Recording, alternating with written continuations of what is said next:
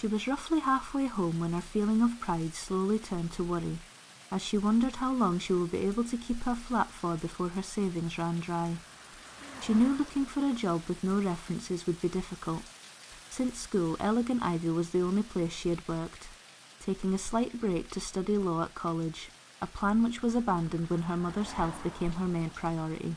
She then returned to the shop again after learning no one had been stupid enough to apply for her old position.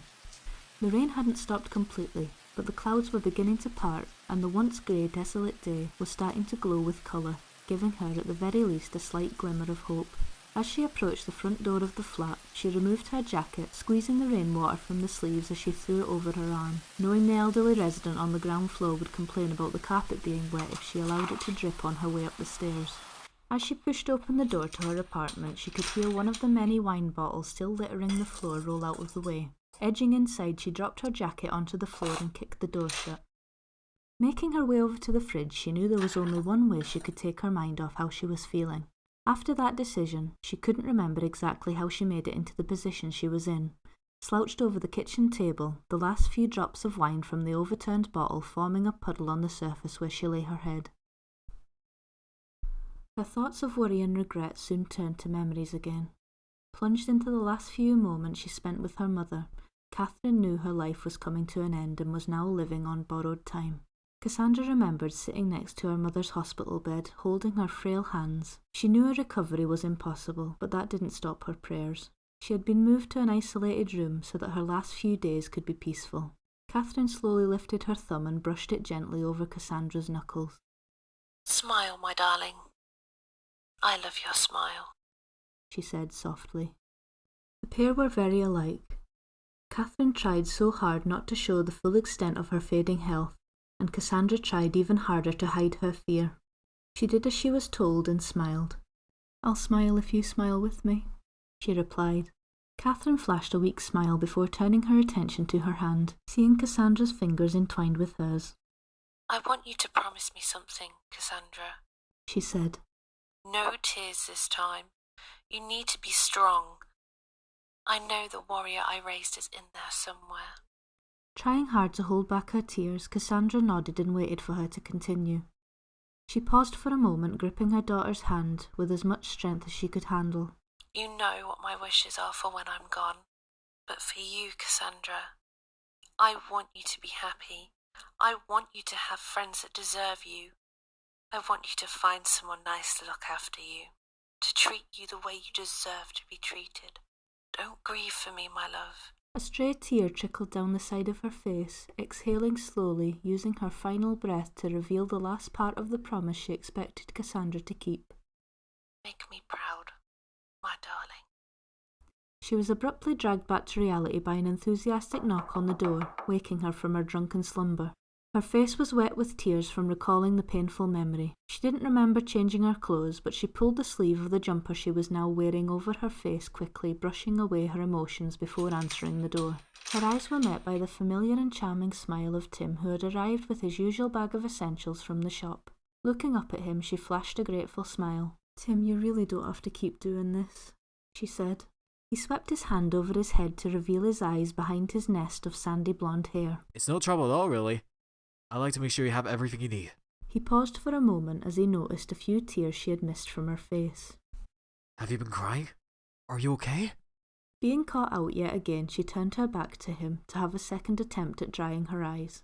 "I'm fine. I'm just having a bit of a bad day. I'll be fine." He placed the bag of goods on the floor by his feet and pulled out a tissue from his pocket, handing it to her. "Cassandra, you know I'm here if you ever need to talk. Please don't keep this bottled up." She turned back to accept the tissue from his hand as she dried her remaining tears. "I know you are, Tim. I just feel like I have to deal with this by myself. It's just random things that set me off. I like the memories, but they're exactly that. They're just a reminder that she's not here anymore." He placed his hand gently on her shoulder to reassure her. "I won't force you to talk to me. I just want to let you know that I'm here for you. Anyway, I can see you want to be left alone, so I'll leave you be, and I'll be back next week." He lifted the bag again and held it out towards her as she accepted it from his grasp.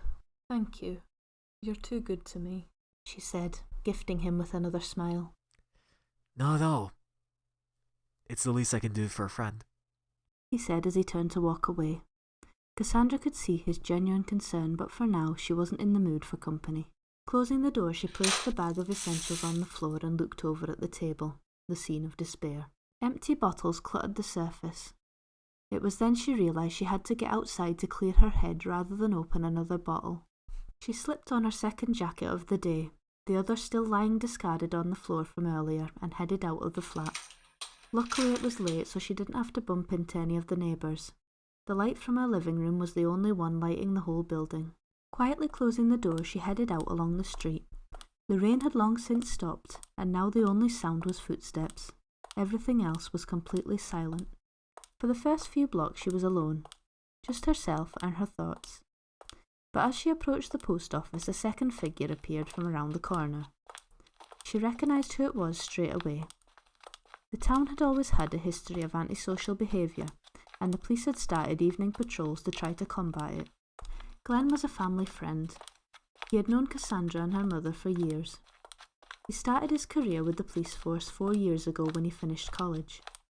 Cassandra saw herself following the same route, but obvious circumstances sent her down a different path. "You lot are out late tonight," he said on his approach to her. She smiled up at him. "I just needed some air. I thought at this time I wouldn't bump into anyone," she said. He was considerably taller than her and had to bow down to talk to her. "I don't see much of you these days. How are things going?" "I'm getting used to it," she lied. "It still feels strange right now, but I'm sure things will get better." "That's good to hear. You've always been a positive person." Before Cassandra had a chance to answer, a group of young teens walked around the corner into view. At first, they didn't seem to be out to cause any mischief. That was until one of them piped up. "You all right, officer? Nice night for a stroll, eh?" Glenn sighed, clearly quite frustrated by the young girl's taunting tone. "Come on, you lot. Don't you have school in the morning?" Suddenly, the unmistakable clink of a glass bottle was heard from one of the rucksacks carried by the many teens. Clearly their intentions weren't too far from Cassandra's earlier bad decisions. Obviously they heard it too, running off down the street as fast as they could, with Glenn following in hot pursuit. "Oi! You lot!" The group seemed to know all the tricks, breaking off into different directions, knowing that Glenn couldn't catch them all. With that, Cassandra carried on along the path, the shouting and laughter fading out until it was just her and the sound of her footsteps again.